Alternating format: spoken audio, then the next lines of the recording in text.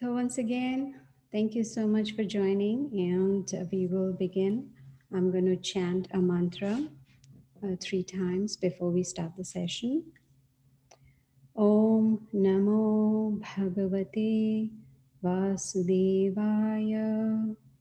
Om Namo Bhagavate Vasudevaya. Om Namo Bhagavate Vasudevaya. So today's topic that we have chosen is the yoga ladder. And the knowledge that I will be sharing today is from this Vedic, very ancient Vedic book, which is called the Bhagavad Gita. And we have been, covering few topics every week. So today's topic is the yoga ladder. What is the meaning of yoga, first of all? Yoga means to connect with the Supreme Lord. Yoga does not mean just the physical exercises or, the deep breathing exercises or just different postures or asanas that they are called. No.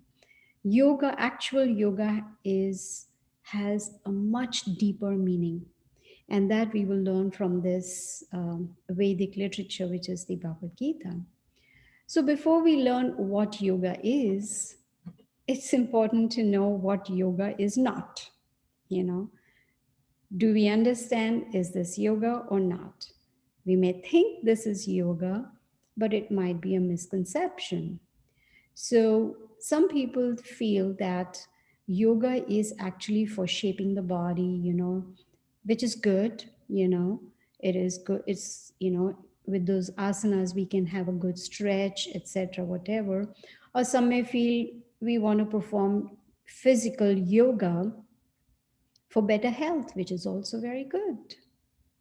Or let me have, breathe, do those breathing exercises that are recommended in yoga. And that also is going to be beneficial for the body, and that is also good. Well, in India, some people think that yoga means to submerge oneself in water and just try and remain in the water as long as possible. Or some may feel that let me dig a hole and, do a headstand in that hole. That all is not yoga.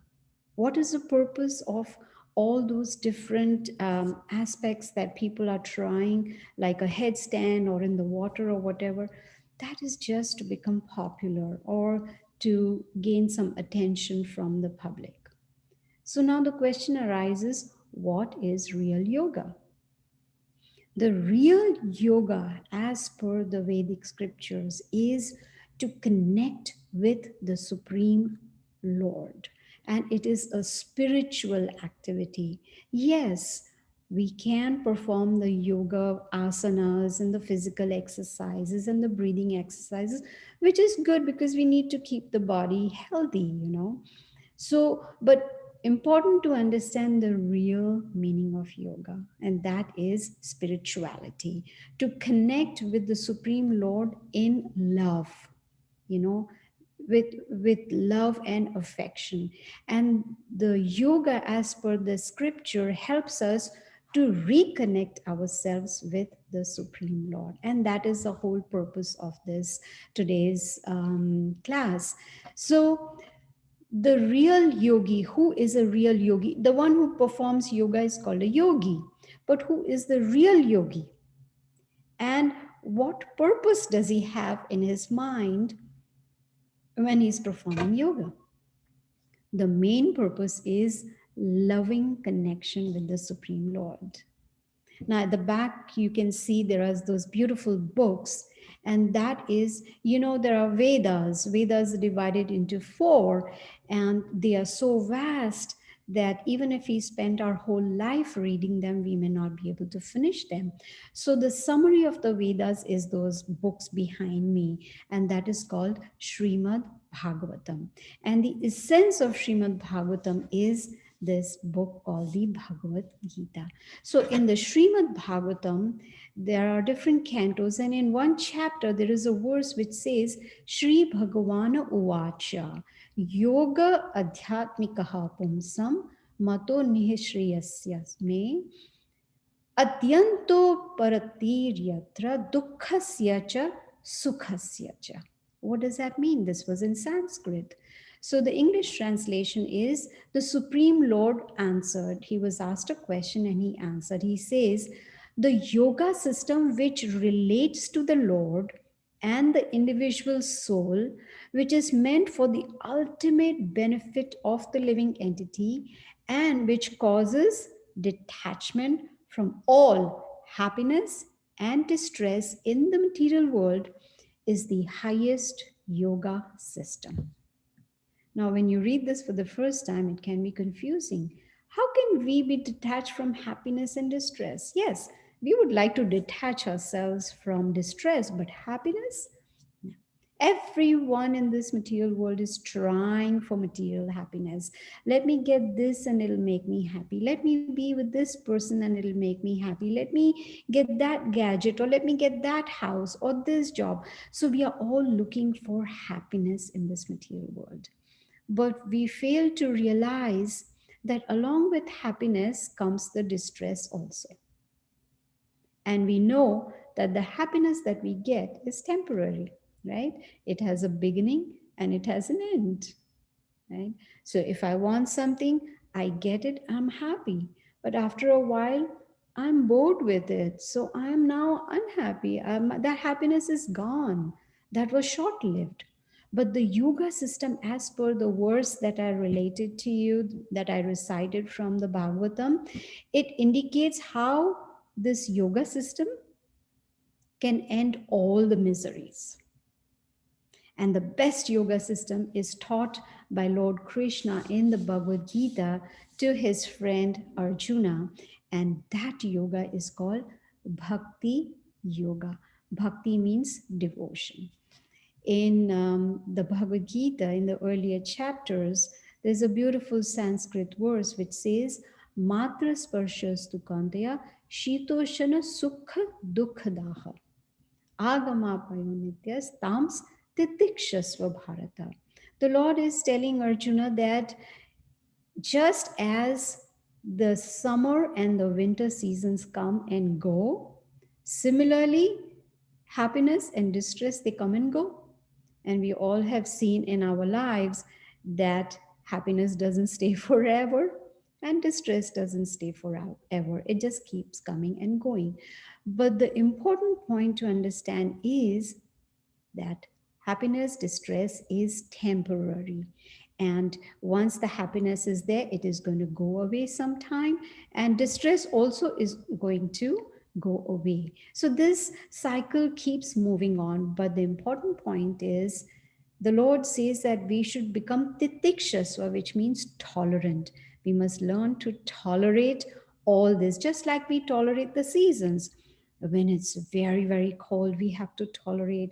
When it's very hot, we have to tolerate. So just like we tolerate the seasons, similarly, we should also learn to tolerate happiness and distress, because that is the law of material nature. This is how the material nature works, right? So this yoga system that we are going to discuss today is actually the science of the spirit soul. That is who we really are. We are not this body. This body is just a covering of the spirit soul. We are the spirit soul, part of the Supreme Lord. And this yoga system, which is called Bhakti Yoga, is reconnecting with him. And that reconnection will take us to the perfectional stage of life.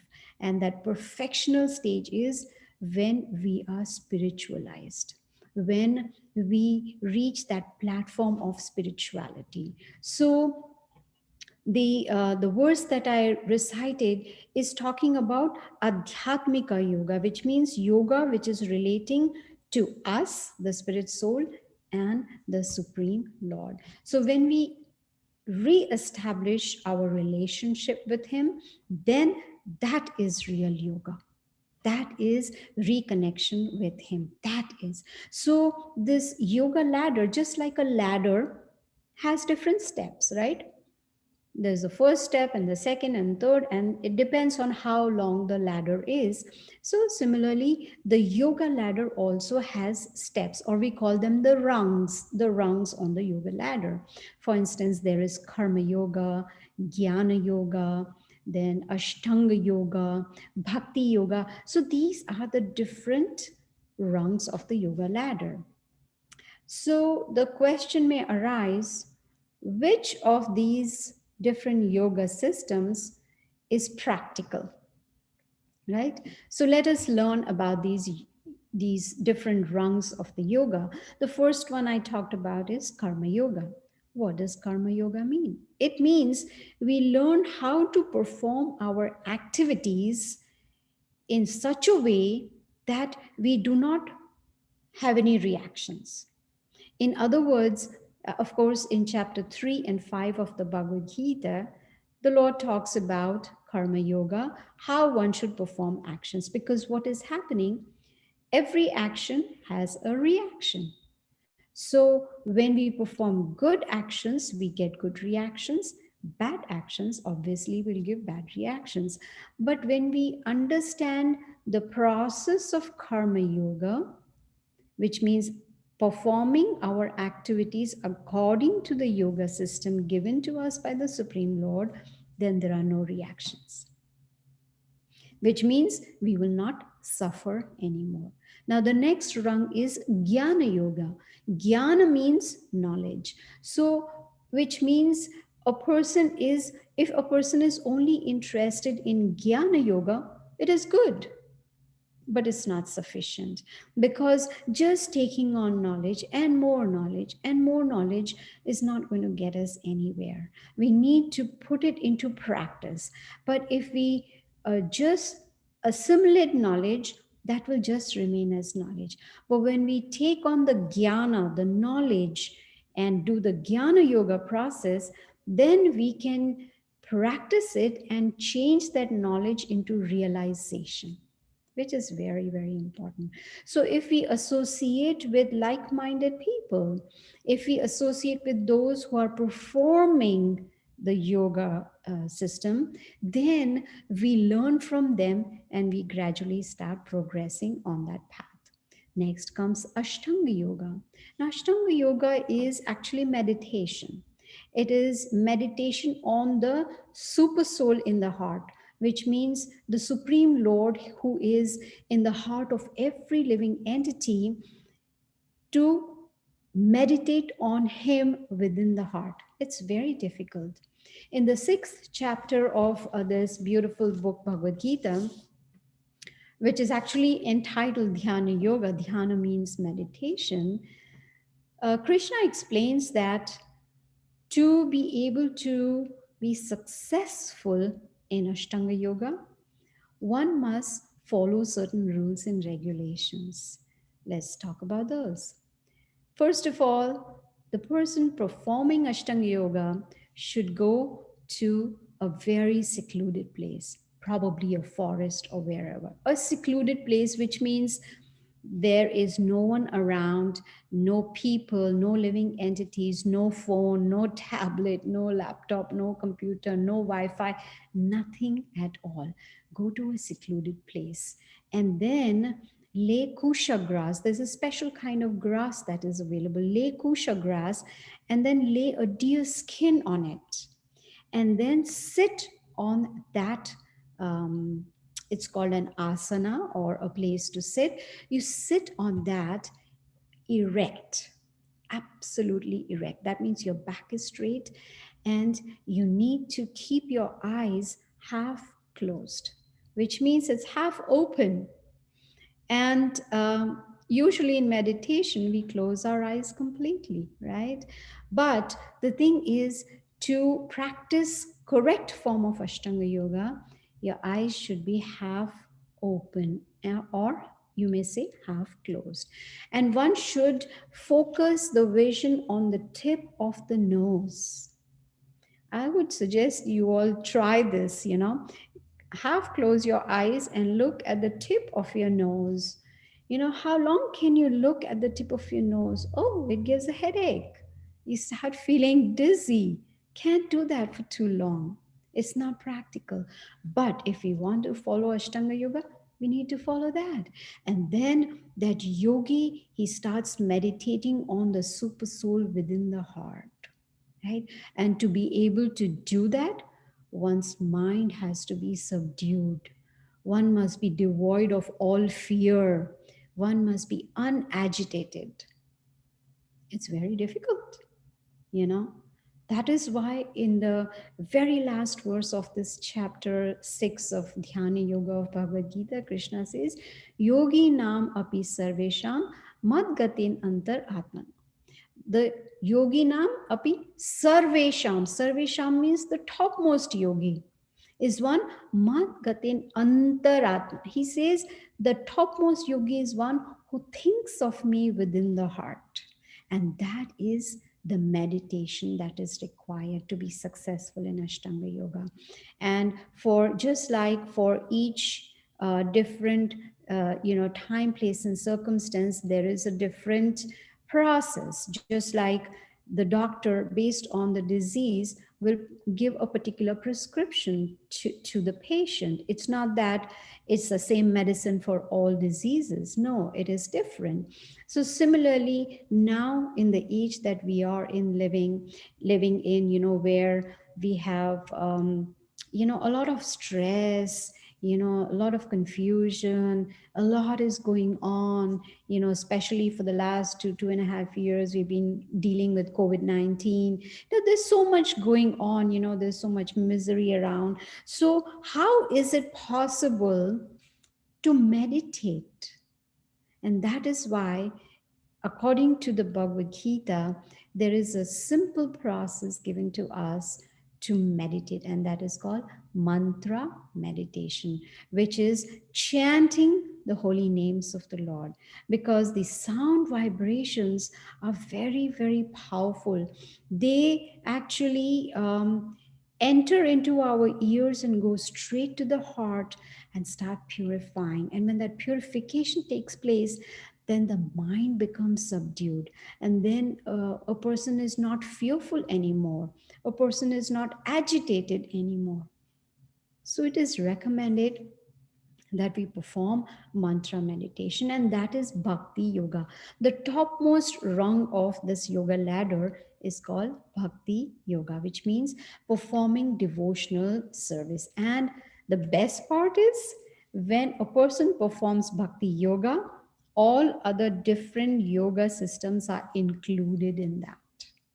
They're all, so a person performing Bhakti Yoga mantra meditation is actually a Karma Yogi, is a Jnana Yogi, is an Ashtanga Yogi, and a Bhakti Yogi. Everything all included in one, right? So you can say a very simple analogy I can give is that if a person starts, saying, let me go step by step by step, which is also good, but it may take a very long time. But if somehow or the other we can learn the process of Bhakti Yoga, then it is like, supposing I am in New York and I have an interview, on probably a very tall building which probably has 50 floors, and my interview is on the 50th floor, and I only have 5 minutes to reach for my interview. So I have two options. I can climb the stairs, all the 50 floors, or I can take an elevator. Simple as that. Elevator will take me straight to the 50th floor, maybe in 2 minutes, and I can reach on time. And I don't have to really struggle hard. Whereas climbing the stairs is a tedious process. We have to keep going, going, going, climbing, climbing. And in the process, we may get tired. So, this process of Bhakti Yoga is like an elevator that takes you right on top, absolutely on top. And the person, now one may say that if a person is a Bhakti Yogi, how is that person able to be a Karma Yogi and a Jnana Yogi and Ashtanga Yogi? Very simple. Jnana Yogi is one who takes knowledge from Bhagavad Gita, understands I am not this body, I am the spirit soul, and understands who is the Supreme Lord, understands how this material nature is working, how the eternal time is working, and understands how to perform actions that have no reactions. And all the above yoga systems, they are just a means to connect to the Supreme Lord. But the perfected stage is when we reach the topmost rung, which is Bhakti Yoga. That gives us complete realization of who we are and who the Supreme Lord is. So, Bhakti Yogi is actually practicing Karma Yoga with the help of knowledge, Jnana, which is knowledge. He knows perfectly well what actions to perform and what actions not to perform. So, there is no more suffering. The mind is not agitated, the mind is subdued, the senses are under control, and a person does not feel much suffering, right? The This is how a bhakti yogi, a person who is performing devotional service, that yoga process through mantra meditation by chanting the holy names on a daily basis, that gives him the realization. It is the Lord in the heart that helps. You've heard that statement, God helps those who help themselves. It's very simple. But the Lord wants us to take that first step. He doesn't want to interfere with the minute independence that we have. He wants us, out of our own will, out of our own choice, we want to perform this bhakti yoga process. And just by following this yoga process, the mind becomes clear and there is good sense control. There's even control over anger. And this bhakti yoga, we can get the maximum results in minimum time. So who would not want to, take on to this process, which is, going to help us to lead a very stress-free life, a very karma-free life. It's important to understand that every action has a reaction. If we are performing good actions, of course, there will be good reactions. But if we perform bad actions, there are going to be bad reactions, and that means suffering. Right? So if and the best part is to follow the yoga process, no previous qualification is required. It's not that we have to have a degree, an academic degree, or we have to have some experience, or we have to join some institution. No, nothing is required. It's all given in very simple words in the Bhagavad Gita. In fact, if we understand Bhagavad Gita systematically, step by step, starting from chapter 1 onwards, there are 18 chapters, there are 700 Sanskrit verses that explain to us. Actually, they answer all the questions that we have. We can find answers to all the questions that we may have in our lives. So when and I am a practical example, I have been studying Bhagavad Gita and practicing it for past 35 years, and I have seen a huge change. I have seen how this knowledge and putting it into practice and following Bhakti Yoga, the process of Bhakti Yoga has brought in so much peace and happiness in life, because the real situation is explained in the Bhagavad. The real purpose of human life is explained. Mostly people think that excuse me, people think that human life we have and we should enjoy, eat, sleep, and be merry. Well, even the animals do that. So, what is the difference? We have philosophical intelligence, so we can think about it and we can contemplate on the purpose of this human form of life. The purpose of this human form of life is to become self-realized, to understand I am not this body. Imagine, I consider myself, I am this yellow garment. That would not be intelligent at all, because this is just a garment which is covering my body. Similarly, it is this body that is covering the spirit soul, which is situated in the heart. So we have two bodies. We have the gross body and we have the subtle body. Gross body is what we can see with our eyes, but subtle body we cannot see. That's why it's called subtle. And as per the Bhagavad Gita, the subtle body is situated in the heart. And it consists of mind, intelligence, and false ego. Mind, intelligence, and false ego. This is the subtle body which is situated in the heart. And the soul is in the heart.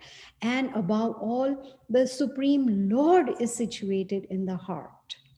You know, sometimes when we are doing something, something within us tells us, don't do that. That's a wrong thing to do. Who is that? That is the Supreme Lord guiding us from within the heart.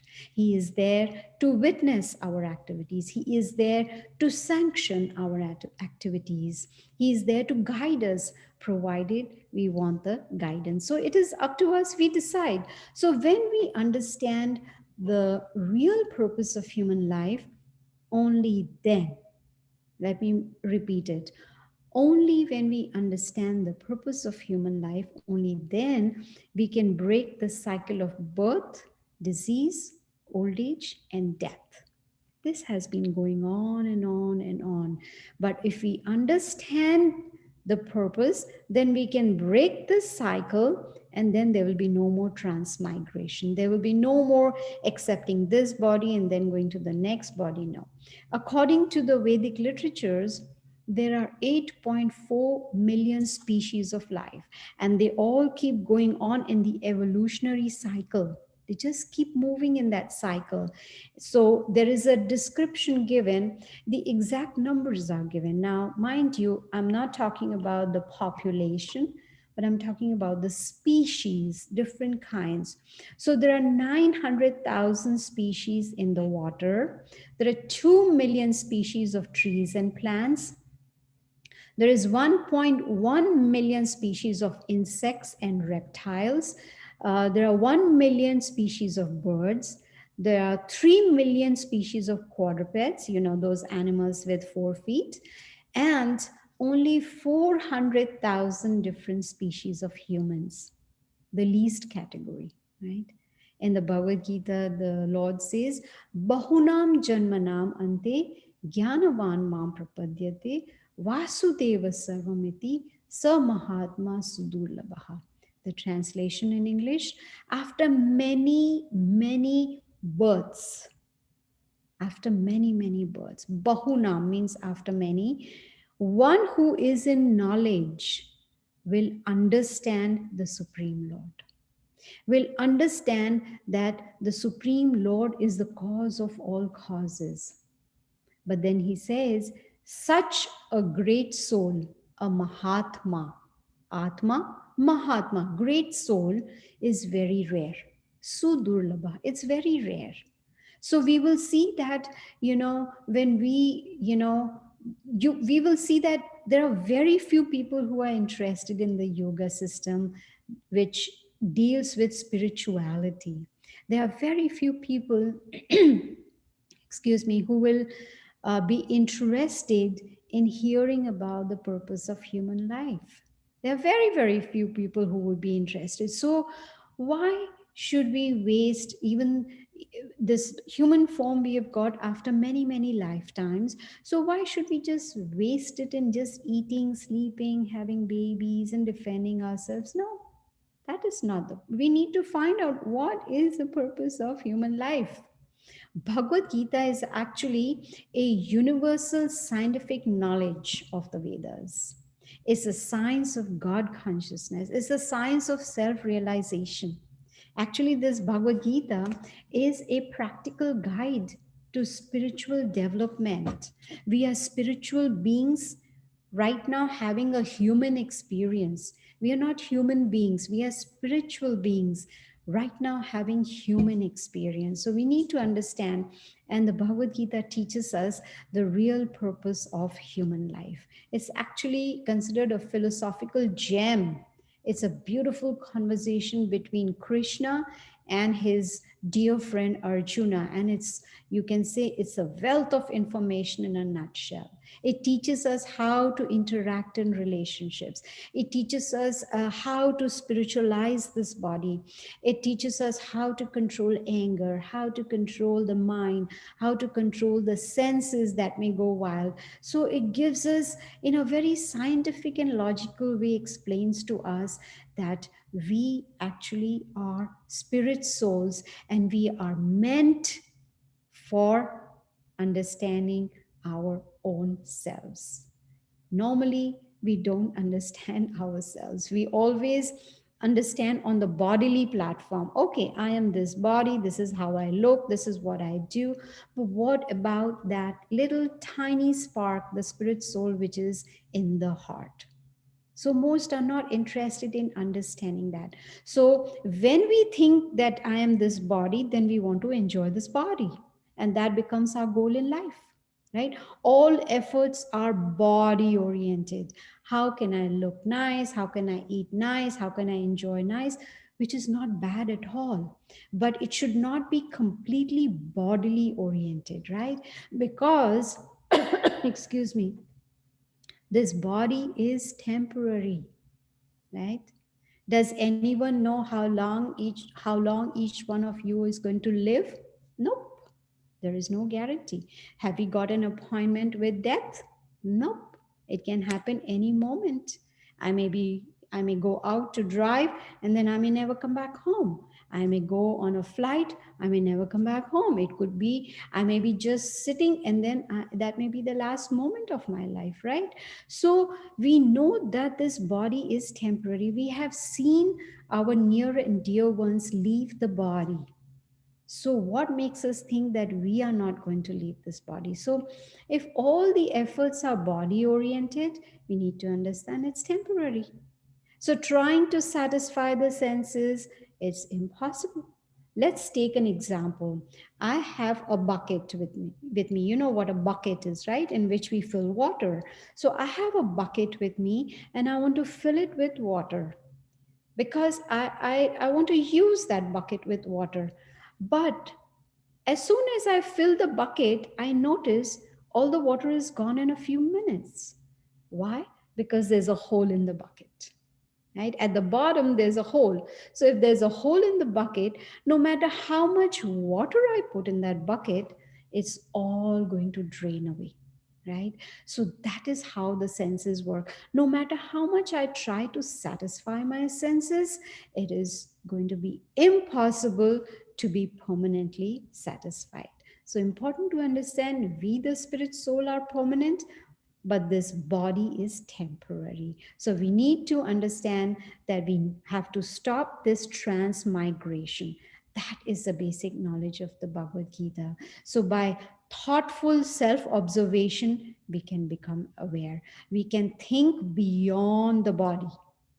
Let us start thinking beyond. We are not these parts of the body. See, this is the hand, right? What do I say? I say, this is my hand, right?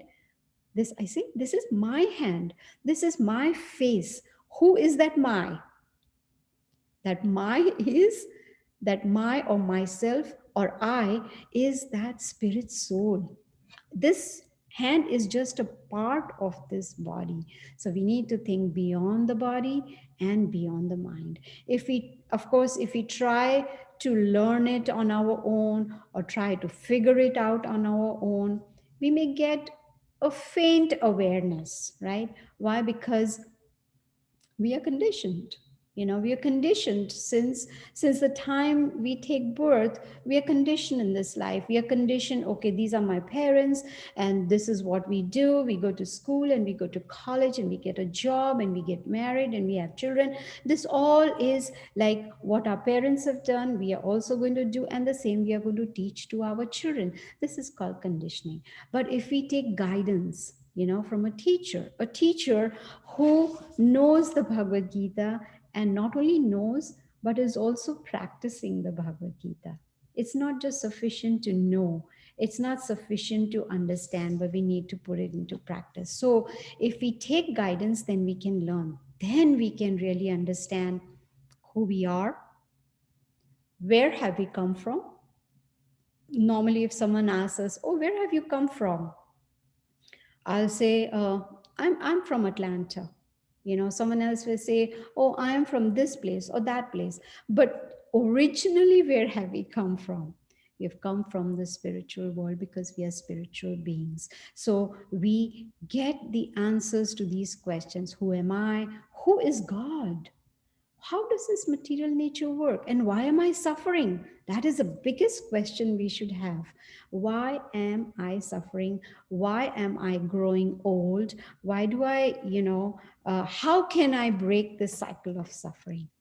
This is what Bhagavad Gita teaches us. It teaches us the spiritual values. It teaches us how we can become aware of our real selves, which is the spirit soul. So the Vedas, the Vedic literature, they give us knowledge about this material world and also tell us that how we can come out of this material world and go to our original home. Now, it is common sense, just like a fish. A fish lives in water. We all know that. If you remove the fish from the water, the fish is going to die, right? So the constitutional position of the fish is in the water. And that is where the fish is happy. So we being spiritual beings, our constitutional position is in the spiritual world because that is where we belong. And because we are in this material world, which is uh, opposite of where our original position is, and that is why there is suffering. But if we can give this beautiful book, Bhagavad Gita, a very patient and impartial hearing, then we can take a first step to this first step on the ladder of yoga, the yoga ladder that we are talking about today. And this Bhagavad Gita will teach us how we can climb this yoga ladder: karma yoga, jnana yoga, ashtanga yoga, bhakti yoga. We can learn all the aspects of this yoga ladder, and then we can perfect our lives with the topmost step of the yoga ladder, which is bhakti yoga. Bhakti means devotion, and yoga means connecting. So we connect with the Supreme Lord with devotion. In fact, this Bhagavad Gita, as it is written by Srila Prabhupada, is so popular. I don't know if you all have this book. You can see there are a lot of what you can say, comments given by very famous personalities like Dr. Thomas Hopkins, who's the chairman of religious studies at the Franklin and Marshall College. He says this Bhagavad Gita is the best book available on devotion. And Srila Prabhupada's translation is an ideal blend of literal accuracy and religious insight. This is Dr. Thomas Hopkins. Then there is Professor Edward DeMock Jr., who's in the Department of South Asian Languages at the University of Chicago. He says that this Bhagavad Gita, as explained by Prabhupada, sees devotion as a powerful force consisting of love between man and the Supreme Lord. It has profound religious meaning, and Prabhupada has increased our understanding manifold. So you see, even great personalities, in this material world, they appreciate this Bhagavad Gita, which is actually the essence of all the Vedic literatures. So today we have learned in short, in brief, I would say the yoga. Oh yes, that is true. Yes, that is the Bhagavad Gita. Thank you, Hami.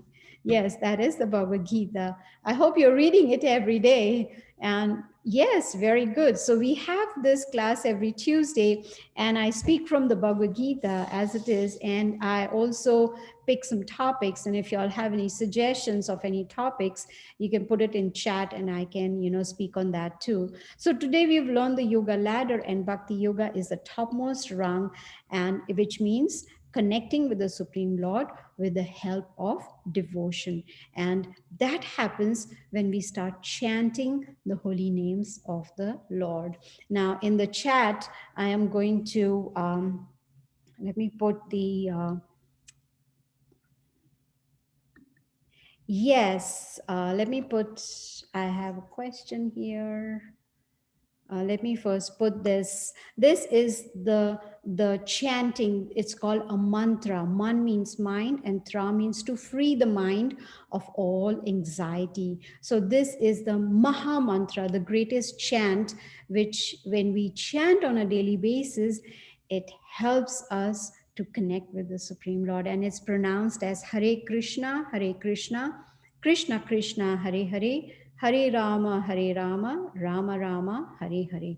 So this, maybe what we can do is now we can for a few minutes chant this together and see how it affects our consciousness. And my suggestion would be that if you, I mean, there will be no loss at all. You will not lose your money or anything. It's free. And if you start chanting this every day, just for 10 minutes, just 10 minutes, you will see the difference in the consciousness. And Shafali is asking if there's a WhatsApp group that you have where we can join and you can send us the class updates or some notes related to Bhagavad Gita. Absolutely. If you can send me a private message, and I will add you to the WhatsApp group, and then you will be able to ask any questions and get all the updates on that group. So you can send me a private message, because maybe some of you may not want to send your personal details, your ID or whatever it is, your email ID or whatever, to everyone. So let us do this. Let us chant for a few minutes and see how this powerful mantra can help us to bring the mind under, in a space which is very, very, which makes us happy and peaceful. So before we start that, please join us again every Tuesday. We have this session, and if you have any questions, you can type it in the chat and I will try and answer it. And so please join with me for just a few minutes to chant this Maha Mantra. You can see it in chat in the chat. It is there. Okay. Hare Krishna, Hare Krishna, Krishna Krishna, Hare Hare, Hare Rama, Hare Rama, Rama Rama, Hare Hare, Hare Krishna, Hare Krishna, Krishna Krishna, Hare Hare, Hare Rama, Hare Rama, Rama Rama, Hare Hare, Hare Krishna, Hare Krishna, Krishna Krishna, Hare Hare, Hare Rama, Hare Rama, Rama Rama, Hare Hare, Hare Krishna, Hare Krishna, Krishna Krishna, Hare Hare, Hare Rama, Hare Rama, Rama Rama, Hare Hare, Hare Krishna, Hare Krishna, Krishna Krishna, Hare Hare, Hare Rama, Hare Rama, Rama Rama, Hare Hare, Hare Krishna, Hare Krishna, Krishna Krishna, Hare Hare, Hare Rama, Hare Rama, Rama Rama, Hare Hare, Hare Krishna, Hare Krishna, Krishna Krishna, Hare Hare, Hare Rama, Hare Rama, Rama Rama, Hare Hare, Hare Krishna, Hare Krishna, Krishna Krishna, Hare Hare, Hare Rama, Hare Rama, Rama Rama, Hare Hare, Hare Krishna, Hare Krishna, Krishna Krishna, Hare Hare, Hare Rama, Hare Rama, Rama Rama, Hare Hare, Hare Krishna, Hare Krishna, Krishna Krishna, Hare Hare, Hare Rama, Hare Rama, Rama Rama, Hare Hare. So I hope you were chanting with me. So if any of you have any questions or any comments,